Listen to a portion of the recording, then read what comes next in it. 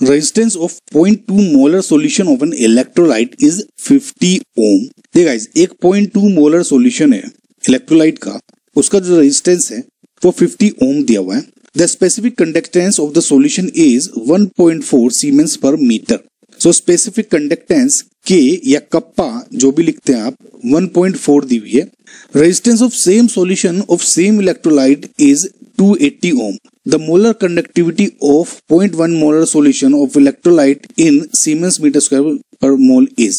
Now guys, इसमें क्या है, एक तो सॉल्यूशन आपका ये है कि जिसमें 0.2 मोलर सॉल्यूशन है जिसका रेजिस्टेंस 50 ओम है और कप्पा की वैल्यू दी है 1.4। एक दूसरा सॉल्यूशन है 0.5 मोलर सॉल्यूशन है जिसका जो रेजिस्टेंस है आर की वैल्यू 280 ओम दी हुई है। तो इस सॉल्यूशन की आपको बेसिकली मोलर कंडक्टिविटी बतानी है ना, लैम्डा एम की वैल्यू बतानी है।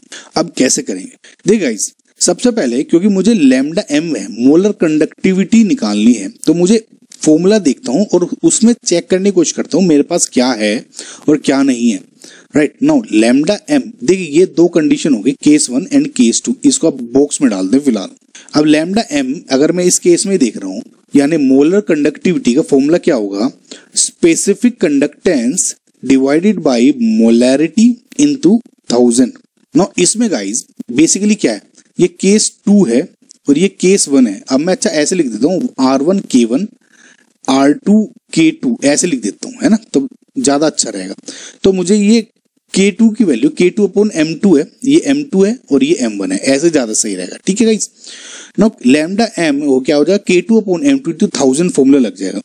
M2 मुझे पता है 0.5 है, K2 की वैल्यू नहीं पता है, कप्पा 2 यानी स्पेसिफिक कंडक्टेंस जो इसकी होगी दूसरे सॉल्यूशन की वो मुझे नहीं पता है, वो अगर मैं निकाल लूं तो मेरा लैम्डा एम की वैल्यू निकल जाएगी। समझ रहे हैं आपको। नाउ K2 कैसे निकालूंगा, इसकी वैल्यू होती क्या है, इसका वैल्यू है 1/R अपॉन L/A की वैल्यू होती है, समझ आपको। और ये कैसे निकलती है आपको, अगर आपको आइडिया नहीं है मैं आपको हल्का से जल्दी जल्दी बता देता हूँ। देखिए आपने फिजिक्स में ये तो पढ़ाई होगा ना, R equals to rho L/A।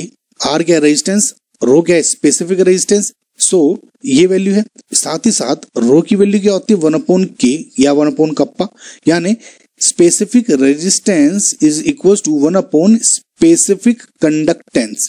तो मैं इस फॉर्मूले में रिप्लेस कर सकता हूं R equal to 1/K L/A, या मैं क्या लिख सकता हूं, K को इधर ले गया, K equal to 1/R into L/A, ये फॉर्मूला निकल गया और वही मैंने इसमें रख दिया।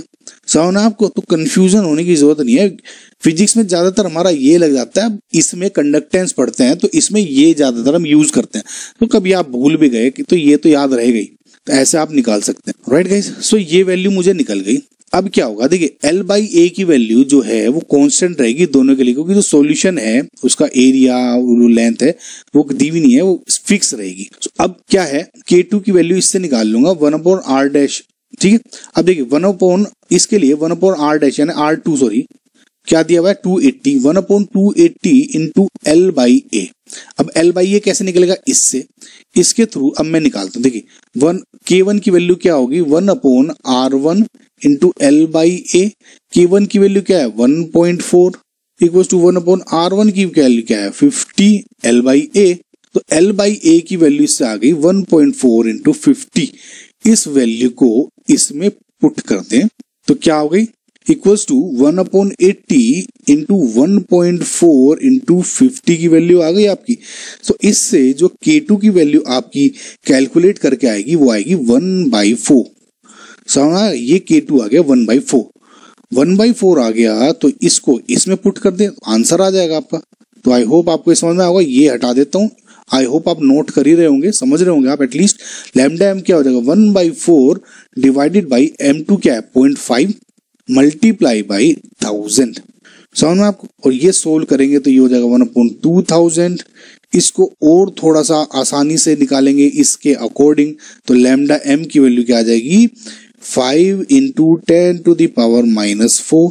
राइट गाइस, सो और ये क्या वैल्यू क्या होगी सीमेंस मीटर स्क्वायर पर मोल। तो आपका जो ऑप्शन है इज ए जो ऑप्शन है वो करेक्ट आंसर है। राइट गाइस, सो एक बात आप ध्यान रखें, आपको जो इसमें याद रखना है कि जो L/A की वैल्यू है वो कांस्टेंट रही थी, बेसिकली इसको आप सेल कांस्टेंट भी बोलते हैं। राइट, तो ये सेम रहेगी आपकी, इसकी वैल्यू निकालते हैं, आपने दूसरी वैल्यू निकाल ली। फॉर्मूला याद रखें, आंसर आसानी से आ जाएगा।